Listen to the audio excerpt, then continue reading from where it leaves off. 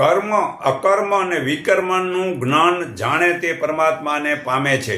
ગીતાનું જ્ઞાન ખાલી અર્જુન માટે નથી, સર્વે જગતના લોકો માટે છે.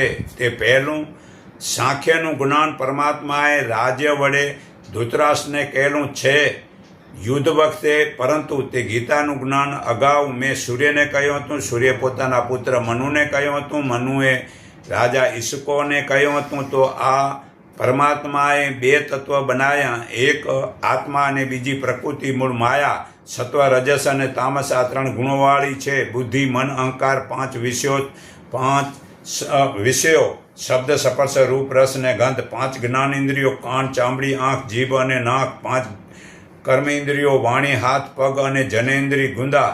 અને પાંચમા ભૂત પૃથ્વી, જળ, અગ્નિ, વાયુ અને આકાશ. આ 24 તત્વ પ્રકૃતિ કહેવાય છે. કાર્ય બધું જ પરમાત્મા તે પ્રકૃતિ વડે કરાવે છે, જે સર્વે પદાર્થો જેવા કે ગ્રહ, સૂર્ય, ચંદ્ર, વનસ્પતિ વગેરે. પરંતુ આત્મા પ્રકૃતિના સંગ વડે વિવેકને ભૂલી જવાથી હું શરીર છું, હું કાર્યનો કરતો છું વગેરે ભૂલના કારણે આત્મા બંધન થાય છે.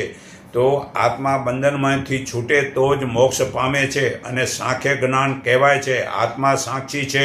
બીજું ભક્તિ, પરોપકારથી જ કર્મોના ફળની આશા રાખ્યા વિના, મમતા વિના તથા શોક વિના થઈને જ શ્રદ્ધાથી કરેલા કર્મોનું બંધન લાગતું નથી. આ ગીતા અધ્યાય 3 શ્લોક 30-31 પુરાવો છે. ત્રીજું કર્મ, વિષયોના મનને સંયમ રાખવું, વિવેકથી કરતા ભોગ અને કર્મને ધર્મ કહેવાય છે. કર્મ મન, વચન અને શરીરથી શાસ્ત્ર મુજબ કર્મ કરવા શુભ.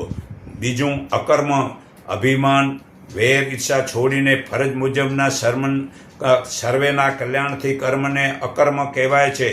વિકર્મ, પાપવાળા જે ચોરી, જૂઠ, કપટ, વ્યભિચાર, હિંસા, બોલીને ફરી જવું વગેરે પાપ કર્મને વિકર્મ કહેવાય છે. ગીતા અધ્યાય 4 શ્લોક 17 પુરાવો છે. પણ ખરેખર આ કૃષ્ણ ભગવાન મતલબ કે જે છે ને એ વિકર્મને કર્મમાં ફેરવી શક્યા હતા.